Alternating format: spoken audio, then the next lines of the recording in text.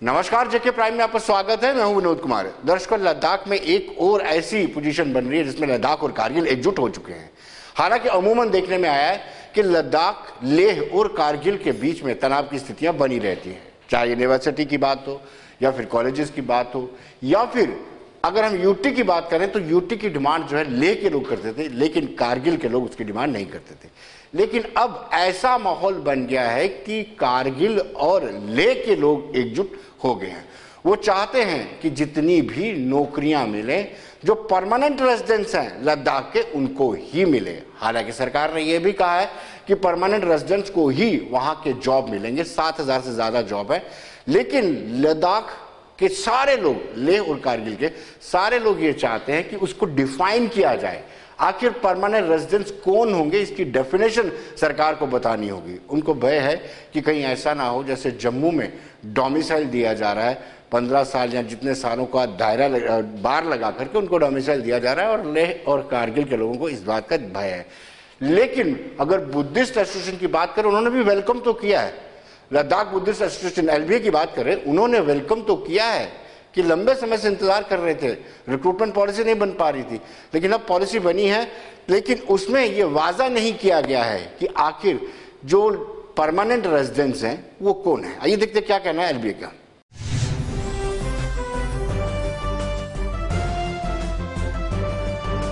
जो लद्दाख के पढ़े लिखे नौजवानों का एक दिनना मांग था कि रिक्रूटमेंट रूल्स जल्दी से जल्दी बने, और रिक्रूटमेंट प्रोसेस जो है जिसके लिए ये कहा गया है कि बार बार की 7,000 से ज़्यादा वैकेंसीज मौजूद है, लेकिन उसमें रिक्रूटमेंट ना होने की वजह से जितने भी पढ़े लिखे हमारे नौजवान हैं उनमें कुछ फ्रस्ट्रेशन था। तो इसको दूर करने के लिए यूटी एडमिनिस्ट्रेशन की तरफ से स्टेट सबऑर्डिनेट सिलेक्शन बोर्ड का रिक्रूटमेंट रूल्स उन्होंने कल शाये किया। तो उसके लिए हम सिविल सोसाइटी की तरफ से, लद्दाख बुद्धिस्ट एसोसिएशन की तरफ से तहे दिल से उनको शुक्रिया अदा करना चाहते हैं। लेकिन कुछ कन्फ्यूजन अभी इसमें इसलिए बाकी है क्योंकि इसी एक्ट के रूल से, जो कल उन्होंने शाये किया, उसके एक्ट के रूल से उन्होंने ये तो साफ कर दिया है कि जो भी सर्विसेज सिलेक्शन बोर्ड के अंदर रिक्रूटमेंट होगा उसमें सिर्फ यूटी लद्दाख के रेजिडेंट ही उसके लिए हकदार होंगे, वो ही क्वालिफाई करेंगे।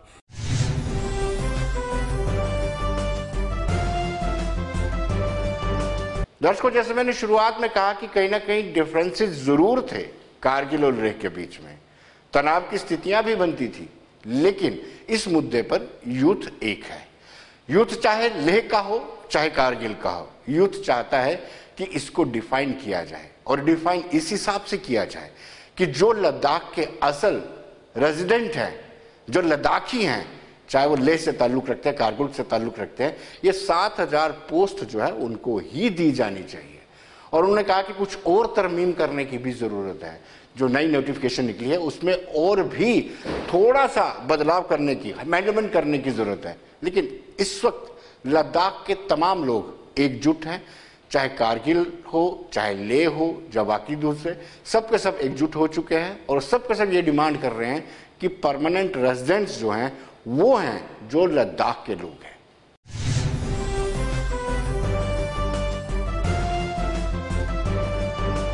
हम तो तभी से इंतज़ार में है, क्योंकि आपको मालूम है जब आखिरी मीटिंग हमारा होम मिनिस्ट्री के साथ हुआ था तो होम मिनिस्टर साहब ने बिल्कुल एश्योरेंस दिया था कि 2 महीने के अंदर लद्दाख का जो मांग है कॉन्स्टिट्यूशनल सेफगार्ड को, 6 शेड्यूल को लेकर, वो 2 महीने के अंदर इसमें फैसला कर दिया जाएगा। लेकिन हम ये भी जानते हैं कि कोविड के फैलने की वजह से और 5 अहम स्टेट्स में जो इलेक्शन का प्रोसेस चल रहा था उसकी वजह से शायद उसमें कुछ देरी हुई हो। लेकिन अब इलेक्शन समाप्त होने के बाद भी तकरीबन महीने से ज़्यादा अरसा गुजर चुका है, तो हम इंतज़ार में है होम मिनिस्ट्री की तरफ से। जब भी उनकी तरफ से बुलावा आएगा हम बातचीत करने के लिए तैयार है। और आपको मालूम ही है कि जहाँ तक एपेक्स बॉडी का ताल्लुक है,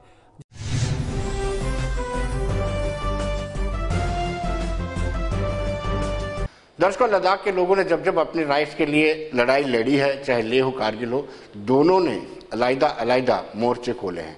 लेकिन अब ये लड़ाई संयुक्त रूप से हो रही है।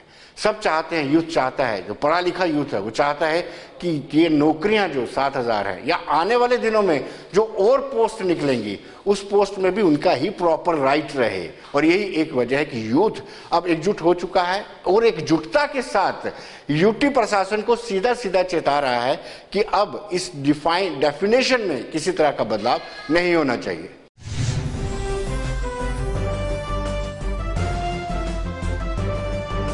तो ऐसा इन्होंने बोला कि अब ये प्रिस्क्राइब जो बाकी बात में ये लोग कोई रूल्स मतलब पब्लिश करेंगे, नोटिफाई करेंगे, तो अभी इनके पास कोई क्लियरिटी नहीं है। और ऑब्वियसली एक मतलब एक बर्निंग इशू है। और ऑलरेडी जो जेएनके यूटी ने सिमिलरली डोमिसाइल जो लॉ लाया था जो रिक्रूटमेंट पॉलिसी में, तो वो ऑलरेडी चैलेंज्ड है अभी हाई कोर्ट में।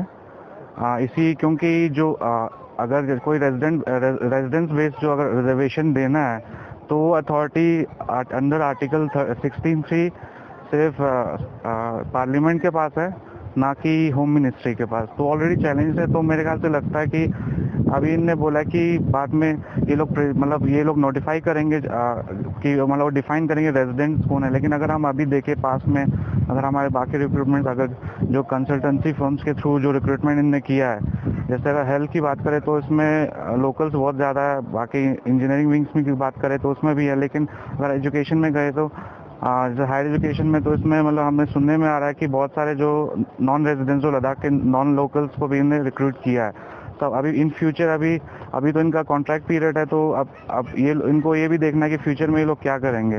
तो इसके ऊपर अभी बहुत सारा कन्फ्यूजन अभी है। तो हमें लगता है कि मतलब इनको ऐसा एक क्लियर कट एक ऐसा लॉ लाना चाहिए ताकि जो अभी जब हम 6th शेड्यूल की बात कर रहे हैं।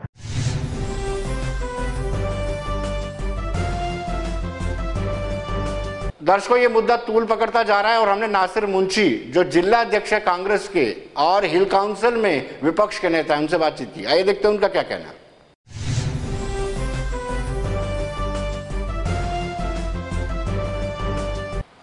दर्शकों, इस वक्त हमारे साथ सीधे जुड़ चुके हैं कारगिल से नासिर मुंशी जो जिला अध्यक्ष है कांग्रेस के और हिल काउंसिल में विपक्ष के नेता है। मुंशी साहब, आपका स्वागत है। सबसे पहले सवाल यही बनता है कि जो नए रिक्रूटमेंट रूल निकले हैं उस पर बड़ी अच्छी बात है कि ये कहा गया कि जो परमानेंट सिटीजन होगा लद्दाख का उसी को ही लद्दाख में नौकरी दी जाएगी। लेकिन परमानेंट सिटीजन की डेफिनेशन उसको डिफाइन नहीं किया गया। क्या कहेंगे आप? मैं यही कहूंगा कि जो अभी रिसेंटली 7 जून को जो एक SO 16 के तहत जो है एक रिक्रूटमेंट रूल्स जो बनाया गया है, मैं तो यही कहूंगा कि जो एक इसको जो है एक मिसाल है ना कि पुरानी बोतल में नई शराब, राइट वही वाला सिलसिला है। जो हमारा पुराना जो डिस्ट्रिक्ट रिक्रूटमेंट बोर्ड के जो रूल है उसी को कॉपी पेस्ट बना के करके जो है इसमें डाला हुआ है जी। तो अगर यही करना था तो इसमें 2 साल जाया करने का मुझे कोई फंडा समझ में नहीं आता है जी। क्योंकि देखिए, अगर यही रूल तो पहले हमारे जब एर्स्टवाइल जम्मू एंड कश्मीर स्टेट था उसमें हमारा डिस्ट्रिक्ट रिक्रूटमेंट बोर्ड होता था, वही रूल जो है सेम कॉपी पेस्ट करके किया हुआ है जी। हम लोग इस इंतजार में थे कि इतना देर लगाया तो शायद कोई नई कंक्रीट कोई चीज बन के आएगी जिसमें लद्दाख के वासियों के लिए एक अच्छा एक मैसेज आएगा एम्प्लॉयमेंट के पॉइंट ऑफ व्यू को लेकर। लेकिन इसमें जो सेक्शन 10 जो बताया है, सबसे बड़ा इसमें यह है कि जो मतलब मैं कहने का मतलब यह है कि जो 2 साल करने के बाद भी एक अधूरा सा जो पॉलिसी है वो आया हुआ है, जिसमें सबसे पहला जो पॉइंट इसमें उठता है कि रेजिडेंट्स ऑफ लद्दाख को हम कैसे डिफाइन करेंगे सर। सबसे पहले तो ये चीज़ है, तो उसकी क्लैरिटी आनी चाहिए। क्या हमारा जो एर्स्टवाइल स्टेट का जो परमानेंट रेजिडेंट सर्टिफिकेट था क्या उसको कंसिडर करेंगे या उसके अलावा एक अलग से सर्टिफिकेट जारी किया जाएगा जो रेजिडेंट ऑफ लद्दाख बोल के होगा। और उसमें मतलब इसको थोड़ा नोटिफाई करने की ज़रूरत है, थोड़ा प्रिसाइजली इसको इसमें जो कन्फ्यूजन है उसको क्लियर करने की ज़रूरत है। उसके अलावा सर अभी जो हमारा ये अभी सिर्फ डिस्ट्रिक्ट कैडर पोस्ट के लिए ही है। अभी इसी आप जानते हैं कि अभी 2 साल से हमारे बच्चे जो है जो जिस तरह से Jammu and Kashmir public service commission के लिए जो आपका क्लास 1 पोस्ट वगैरह के लिए, स्टेट कैडर पोस्ट वगैरह के लिए जो होता था, वो अभी पूरी तरह से साइलेंट है। उसके लिए क्या पॉलिसी है सरकार की, वो भी अभी तक किसी को पता नहीं है। और उसके अलावा जो अभी इसमें जो इन्होंने schedule first, schedule second, schedule third जो बनाया है इसमें, उसके हिसाब से अभी सिर्फ एम्प्लॉयमेंट डिपार्टमेंट का जो वैकेंसी से उसी को ही दिखाया है। उसके अलावा बाकी जो जिस तरह से आपका डायरेक्टरेट ऑफ स्कूल एजुकेशन है, डायरेक्टरेट ऑफ रूरल डेवलपमेंट है, directorate of accounts and finance है। अच्छा, उसमें एक चीज और है कि उसमें कह रहे हैं कि अकाउंट एंड फाइनेंस का जो हम सारा डेपुटेशन बेस पे लाएंगे। डेपुटेशन बेस पे लाएंगे तो कहाँ से लाएंगे, ये एक बड़ा क्वेश्चन उठता है। उसके साथ साथ पहले क्या था सर, हमारा जब जो सीनियरिटीज वगैरह फिक्स होती थी वो हेड ऑफ द डिपार्टमेंट के लेवल पर होता था। फॉर एग्जांपल R&B का या PWD का होगा, वो अपने PWD डिपार्टमेंट के माध्यम पे उसकी डिपार्टमेंट के अंडर होता था। एजुकेशन का एजुकेशन डिपार्टमेंट के अंडर होता था, रूरल डेवलपमेंट का रूरल डेवलपमेंट के अंडर होता था, हेल्थ का हेल्थ के अंडर होता था, क्योंकि उनके जो HODs थे वो उसी के लेवल पर था। अब ये सारा जो उठा के चीफ एग्जीक्यूटिव ऑफिसर की उसमें डाला हुआ है। चीफ एग्जीक्यूटिव ऑफिसर के ऑफिस में ऑलरेडी इतने कम स्टाफ है, ऑलरेडी ओवरबर्डन है काम का, तो अब बाकी सीनियरिटीज भी मेंटेन करना है उनका। अच्छा, उसके अलावा क्या था कि जो DPR जो DPC के जो प्रमोशंस होते थे वो major head of the department जो है वो उनका रिकमेंड करते थे। DC साहब की चेयरमैनशिप में एक कमेटी बनती थी, वहां से जो है उनका नेक्स्ट ग्रेड के लिए प्रमोट होता था। अच्छा, अभी वो भी जो है सिस्टम उसमें नजर नहीं आ रहा है। अच्छा, उसके साथ साथ सर जो अभी पहले हमारा क्या था कि ये डीलिंग असिस्टेंट से हेड असिस्टेंट तक जाने के लिए अभी इन्होंने क्या किया है, सेक्रेटरी ट्रेन का वो रखा हुआ है। सेक्रेटरी ट्रेन के लिए अभी तक लद्दाख में कोई ऐसा इंस्टीट्यूशन अभी तक बना ही नहीं है, तो उसके लिए बनते बनते 2 साल और लग जाएंगे। नासिर साहब, आपसे ये जानना चाहेंगे कि अगर आपने इसकी डेफिनेशन बनानी हो परमानेंट रेजिडेंट्स ऑफ लद्दाख, तो आप क्या चाहेंगे कि किनको ये मौका मिलना चाहिए? सर, ये बिल्कुल लद्दाखियों को मिलना चाहिए, और इसका जो बुनियादी डॉक्यूमेंट है वो हमारा जो परमानेंट रेजिडेंट सर्टिफिकेट है उसी को ही बेस बना के हमारा जो है क्या नाम है इसका, जो रेजिडेंसी सर्टिफिकेट जो उसी पर ही होना चाहिए। क्योंकि PRC जो है उन्हीं लोगों को मिलता है जो permanent resident of Jammu and Kashmir था पहले, या जो परमानेंट रेजिडेंट ऑफ लद्दाख है उन्हीं को ही मिलता है। मेरे ख्याल में that is the best document suitable to everybody, हर किसी को जो सूट करेगा, हर किसी के पास ऑलरेडी अवेलेबल है भी है, जिनके पास नहीं है वो अप्लाई करके निकाल भी सकते हैं। क्योंकि जिसका जमीन है यहाँ पर, जिसका प्रॉपर्टी है, उन्हीं को ही जो है वो परमानेंट रेजिडेंट सर्टिफिकेट मिलता है। तो वाकई में अगर लद्दाखियों के लिए ही अगर पोस्ट सारा रिजर्व किया गया है तो जो हमारा परमानेंट रेजिडेंट सर्टिफिकेट है वही हमारा बुनियादी चीज रेजिडेंट सर्टिफिकेट के लिए होना चाहिए सर। लेकिन जो जम्मू कश्मीर यूटे में हुआ है, डोमिसाइल अलग से बने हैं, क्या ऐसी चीज आप रेफर करेंगे कि लद्दाख नहीं में भी? सर, बिल्कुल नहीं सर, बिल्कुल नहीं। वो इसलिए नहीं करेंगे क्योंकि देखिए वहां पर एक डोमिसाइल का वो दिया हुआ है जिसमें ऑलरेडी जो सर्विंग एम्प्लॉइज थे उनके बच्चे जब 8 साल से 10 साल से बैठे हुए हैं उनको भी वो डोमिसाइल का राइट मिल जाता है। हम बिल्कुल नहीं चाहेंगे सर, अगर ये लद्दाखियों के लिए मखसूस एंड रिजर्व किया गया है तो लद्दाखियों के लिए ही होना चाहिए, और उसके लिए बुनियादी जो सबसे स्ट्रॉन्ग डॉक्यूमेंट है वो हमारा परमानेंट रेजिडेंट सर्टिफिकेट है, उसी को ही बेस बनाया जाए। नासिर साहब, आपने ये कहा कि नई बोतल में पुरानी शराब उड़ेली है, क्या आपको नहीं लगता है कि जो स्टेक होल्डर्स हैं उनसे बातचीत होनी चाहिए थी ये नोटिफिकेशन निकालने से पहले, ये रूल्स बिल्कुल होनी चाहिए सर। देखिए, अभी मैं आपको एक चीज बताऊंगा, जब से यूनियन टेरिटरी लद्दाख को डिक्लेयर किया गया है उसके बाद हमेशा जो है ब्यूरोक्रेसी का हद से ज्यादा वो चल रहा है। देखिए, अवामी नुमाइंदे हैं, उनकी आवाज भी सुननी चाहिए। देखिए, लोकल इश्यूज क्या है, लोकल प्रॉब्लम्स क्या है वही जानते हैं। अभी ये सारा एक डिसीजन लेता है, एक एडमिनिस्ट्रेटिव सेक्रेटरी जो है उसका डिसीजन लेता है, तो उसके जगह पर कम से कम थोड़ा सा इसमें ब्रेनस्टॉर्मिंग करके थोड़ा लोकल लोगों से भी मिलकर, अवामी नुमाइंदों से भी मिलकर अगर करता तो शायद एक लॉन्ग रन के लिए एक बहुत अच्छी तरीके से हम एक एम्प्लॉयमेंट पॉलिसी हम बना सकते थे। लेकिन ये भी चंद ब्यूरोक्रेट्स ने मिलकर जो है एक टेबल पर बैठ के बनाया है, जो कि अभी तक जब तक पूरा इसमें नहीं आएगा, अभी तो पूरा कंफ्यूजन है, आधा ही करके छोड़ दिया है। तो ये तो हमारे पास पहले भी था, इसमें कोई नई चीज नहीं है। ये हमारा जो डिस्ट्रिक्ट रिक्रूटमेंट बोर्ड था उसमें भी था। तो इनको जो है कम से कम चाहिए कि अवामी नुमाइंदों से भी बात करे, जो हमारे अनएम्प्लॉयड यूथ है उनसे भी बात करे, सबसे मिलकर जो है एक अवाम दोस्त एक पॉलिसी जो है वो बनाया जाए। नासिर साहब, अगर सवाल कीजिए कि अगर जिस तरीके से यूटी जम्मू कश्मीर में डोमिसाइल दिया गया है वैसा ही आपको भी डोमिसाइल दिया जाता है तो एक नई कंट्राडिक्शन हो जाएगी, दोबारा संघर्ष की बिल्कुल बात सर, हम लोग देखिए लद्दाख के, मुझे लगता है सभी को होना चाहिए। मैं करगिल की बात करता हूं, अगर ऐसा कोई जिस तरह से यूटी जम्मू कश्मीर की तरह एक डोमिसाइल लाएगा तो हम स्ट्रिक्टली उसको जो है उसका ये करेंगे, विरोध करेंगे और हम बिल्कुल उसके लिए प्रोटेस्ट करेंगे सर। नासिर साहब, 7,000 से ज्यादा पोस्ट है और काफी लिंगरान हो गई हैं। 5 अगस्त 2019 को ये 370 18 यूटी का दर्जा मिला था, उसके बाद से ये सब की सब चीजें स्टैंड स्टिल पड़ी हुई हैं। और अगर और डिले कर दिया गया इसको डिफाइन करने में कि परमानेंट रेजिडेंस कौन है, तो मुझे लगता है कोई और डिले नहीं हो जाएगा। देखिए सर, जब हो कोई चीज तो कंक्रीट बने सर। देखिए अभी इनफेंसी स्टेज पे है, अभी जहां पर देखिए हमारा 2 साल लग गया वहां 2 महीना और सही, लेकिन एक कंक्रीट चीज तो बन के आए, लेकिन एक अधूरा पॉलिसी लेके आएगा, फिर हम उस पर फिर लड़ेंगे, फिर नया एक बवाल जो है वो खड़ा हो जाएगा। हम नहीं चाहते कि वो चीजें हो। तो यूटी एडमिनिस्ट्रेशन को भी चाहिए कि लोगों के एस्पिरेशन के मुताबिक, लोगों के ख्वाहिशात के मुताबिक जो भी पॉलिसी बनाना है, जो भी नोटिफिकेशन निकालना है उसके मुताबिक निकाले। नासिर साहब, अमूमन ये देखा जाता है कुछ इश्यूज ऐसे होते हैं जिसको लेकर के लद्दाख और कारगिल के, लेह और कारगिल के बीच में विभाजन या गतिरोध रहता है। क्या इस मुद्दे पे सब के सब पूरा लद्दाख, समूचे लद्दाख एकजुट है? जी बिल्कुल। देखिए अभी स्टूडेंट्स का आप देख लीजिए, लेह में हो, करगिल में हो, या इसके अलावा जो पॉलिटिकल प्लेटफॉर्म्स पर देख लीजिए। अभी जो लेह में इन्होंने एक कमेटी कॉन्स्टिट्यूट की थी जिसमें पीपल्स अलायंस फॉर, क्या नाम है इसका, अपना 6 शेड्यूल के ऊपर एक वो बनाया था, कमेटी बनाया था। उसी तरह से करगिल में भी जो है करगिल डेमोक्रेटिक अलायंस नाम से जो है पॉलिटिकल पार्टी, जो डिफरेंट पॉलिटिकल पार्टीज आके मिलके, मुद्दे तो हमारे यही थे ना सर। आपका एम्प्लॉयमेंट का इशू था, आपका क्या नाम है इसका, डोमिसाइल का इशू था, आपका लैंड का इशू था। इस पर तो ये कॉमन चीजें हैं। देखिए इसमें एक लद्दाखी के लिए वो नहीं होना चाहिए। देखिए एम्प्लॉयमेंट के लिए लेह को भी चाहिए, करगिल को भी चाहिए, जमीन लेह को भी चाहिए, करगिल को भी चाहिए। मुझे नहीं लगता कि इसमें कोई इख्तिलाफात होनी चाहिए। सबको एक प्लेटफॉर्म पर आके जो है इन चीजों के ऊपर जो है काम करने की जरूरत है, लड़ने की जरूरत है।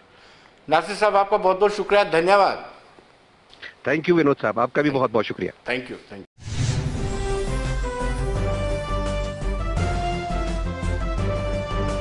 दर्शकों, अब हम बात करेंगे क्वालिटी वर्क की, यानी काम की गुणवत्ता को लेकर के। हम बात कर रहे हैं गढ़वाल की रतनपुर सुराड़ा से लेकर के संग्रैन एक जगह है। 10 किलोमीटर की ये रोड है और 10 किलोमीटर की रोड 3 सालों में मुकम्मल हुई। बड़ी दिलचस्प बात है, 3 सालों में मुकम्मल होती है और 30 दिन तक भी नहीं चल पाती है। 30 दिन के बाद ये पूरी की पूरी सड़क जो है खराब हो जाती है। तो आप अंदाजा लगा सकते हैं इस वक्त उपराज्यपाल मनोज कुमार सिन्हा के नीचे जो ब्यूरोक्रेसी है, कहीं ना कहीं मनोज कुमार सिन्हा जो उपराज्यपाल है उनको, उनकी छवि को खराब करने में आतुर है। शायद ऐसा ही सब कुछ नजर आ रहा है। एक वीडियो वायरल होती है, उस वीडियो में बताया जाता है कि हमारे टैक्स से पैसा जो जाता है उससे निर्माण कार्य होते हैं।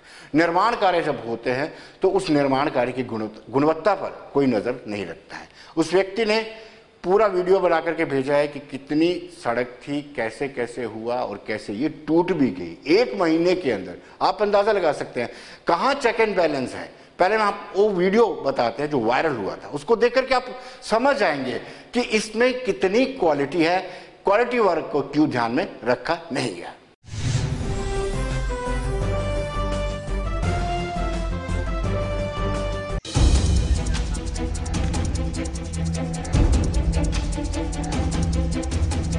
रतनपुर सराड़े का दिख लो महाराज त्रोइये, ये दिख लो हालत है लोको पाई दी। जेई भी मिलता सब चोर, जिन्ना भी महकमा सारा चोर है। देखो ये कंडीशन इनकी, तो इसी ज़्यादा शेयर करियो।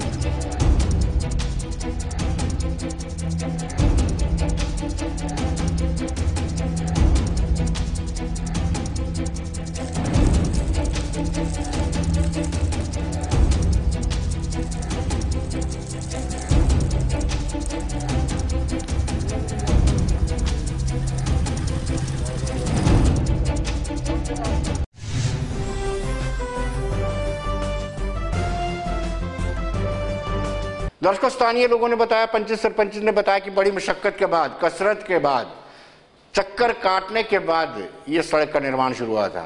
PMGSY में सड़क का निर्माण हुआ, 3 साल लगे और 15, कुछ लोग 15 दिन कह रहे हैं, कुछ लोग महीना कह रहे हैं, महीने तक भी सड़क टिक नहीं पाई। आखिर कौन जिम्मेदार है? इतना पैसा वेस्ट किया गया, तो इस पर एक्शन क्यों नहीं होगा? हालांकि दिलचस्प बात यह है कि जब वीडियो वायरल हुआ उसके बाद चाहे जेई कहे या ठेकेदार कहे, उनके लोगों ने सड़कों पूरी तरह से तोड़ दिया ताकि इसकी गुणवत्ता की जांच ना हो सके। लेकिन लोगों ने वहां पड़े हुए जो तारकोल था उसको उठाया और देखा, वो ऐसे बिल्कुल इतना पतला था कि आप एक जो वीडियो वायरल हुआ था, वीडियो में बिल्कुल दिखाया गया कि एक गाड़ी वहां से गुजरी और गाड़ी उस सड़क में फंस गई। तो आप अंदाजा लगा सकते हैं कि इतनी लापरवाही, कोई अधिकारी उसको चेक करने नहीं गया, ठेकेदारी मनमानी कर रहे हैं। तो कहीं ना कहीं एक सवाल उठता है कि आखिर गुणवत्ता को लेकर के इतना समझौता क्यों हो रहा है?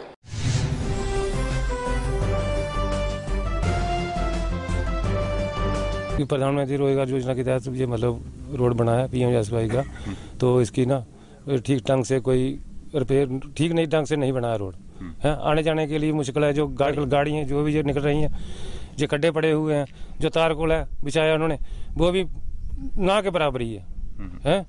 तो बाकी प्रशासन से यही मांग करते हैं हम कि इस रोड की मरम्मत की जाए दोबारा। तो बहुत परेशानी थी है, नाले में पानी आता था, जो उधर के पार के थे पार, उस गवर्नमेंट ने हमें पुल भी दिया है, पुल दिया, रोड भी दिया, सब कुछ पैसे आए, रिलीज हुए, ठेकेदारों ने निकाल भी लिए टाइम पे। तो जब ये रोड बनने की बारी आई तो ठेकेदार ने ऐसा काम किया। ये जो रोड बना हुआ है, हमारी लोगों की बहुत अरसे से ये डिमांड थी कि हमें ये रोड चाहिए। अगर प्रधानमंत्री साहब या गवर्नमेंट ने, प्रशासन ने ये रोड हमें दिया है, जहाँ ठेकेदार ने जो हमें पुल बना कर दिया है, तो आगे जो रोड है सुराड़ा से इधर जाता है सुम तक, अभी पता नहीं कंप्लीट किया है या नहीं किया। आगे इन्होंने जितना रोड इन्होंने हमें कंप्लीट करके दिया है, तो आप ये रोड की हालत देखिए।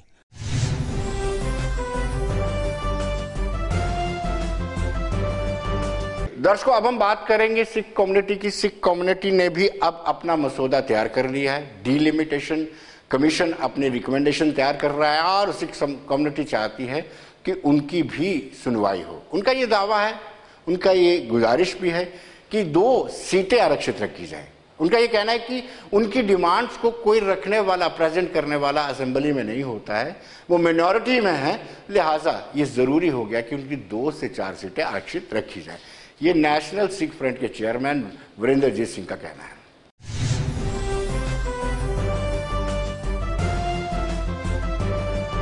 हमारी बड़ी देर से ये मांग है कि सिख जो हैं वो मिनॉरिटी में है, और कश्मीर और जम्मू में अगर कोई भारत की निशानी है तो वो सिख है। हमारी बहुत सी मुश्किलातें हैं, बहुत सी प्रॉब्लम है, लेकिन हम वो चीज़ें अपनी आगे रख नहीं पाते हैं क्योंकि हमारे कोई चुने हुए नुमाइंदे जो हैं वो नहीं हैं। और हम ये जब डिलिमिटेशन होने जा रही है, हमने मेमोरेंडम बनाया है, हम डिलिमिटेशन कमीशन को भी देंगे कि भी कम से कम 2 सीटें सिख कम्युनिटी के लिए रिजर्व की जाएं, एक जम्मू से और एक जो है कश्मीर से।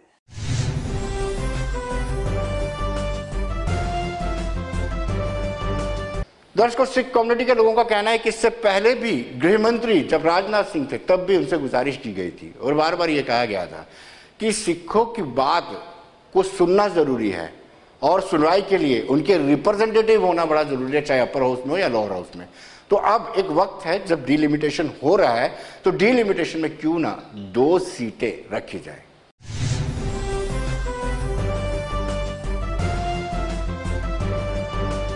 पहले ये रियासत में 87 सीटें हुआ करती थी असेंबली की, तो फिर यूनियन टेरिटरी बनने के बाद 4 सीटें लद्दाख में चली गई और यहाँ 83 सीट्स रह गई, जिसमें कि जो 83 सीटें हैं उन सारी कॉन्स्टिट्यूंसीज में सिख अल्प मत में हैं, सिख कम गिनती में हैं, सिख माइनॉरिटी में हैं।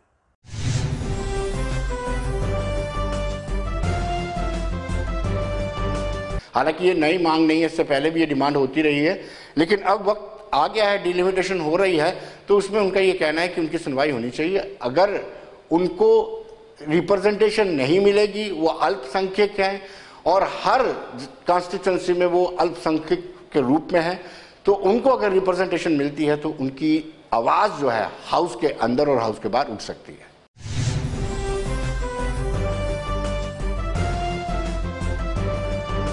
सर मैं कहना चाह रहा हूँ, जो अभी सरकार लिमिटेशन कर रही है कि उसके अंदर हमारी नुमाइंदगी होनी चाहिए।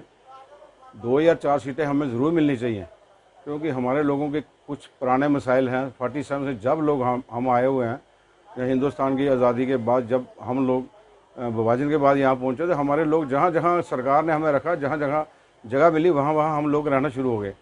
तो अब हमारी मेजॉरिटी तो एक जगह है नहीं, हमारे लोग पिछड़े हुए हैं, कुछ कहीं हैं, कुछ किसी हिस्से में, कुछ किसी हिस्से में हमारी। इसलिए हम गवर्नमेंट से डिमांड करना चाहते हैं, मांग करना चाहते हैं कि हमारी भी रिजर्वेशन 2 या 4 सीटों की जरूर होनी चाहिए, जिसमें अपनी हम बात, अपने लोगों की बात, अपनी नुमाइंदगी जो होगी हम अपनी सरकार को बता सकें।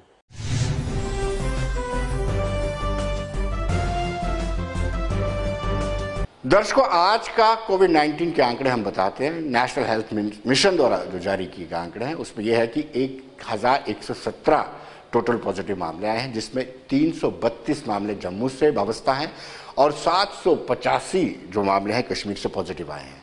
एक भी ब्लैक फंगस का मामला आज आइडेंटिफाई नहीं हुआ है। और आपको बताते चले कि 2363 के करीब लोग जो है ठीक होकर के अपने घरों में गए हैं। 25 डेथ्स हुई हैं, जिसमें से 13 जम्मू में हैं और 12 जो कश्मीर से ताल्लुक रखते हैं। आइए देखते हैं।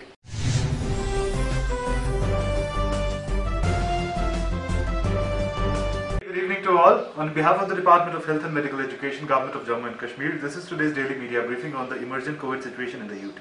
As of today, till June 2021, a total of 1170 new positive cases have been reported since our last update yesterday, which includes 332 from Jammu Division and 785 from Kashmir Division. Moreover, 2,363 patients have recovered. Furthermore, 25 COVID deaths have been reported, which includes 13 from Jammu Division and 12 from Kashmir Division. No new confirmed case of mucormycosis has been reported today. Till now, 18 confirmed cases have been cumulatively reported.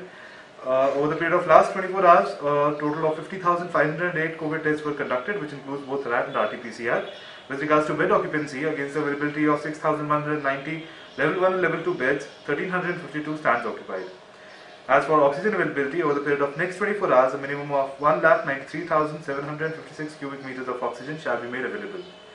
As for the ongoing COVID vaccination drive, a total of 13,593 people were vaccinated in the HCW, FLW and above 45 years age category, bringing the total number of people cumulatively vaccinated throughout the UT to 35,72,148. In the 45 years and above age category, 74.95% people have been vaccinated.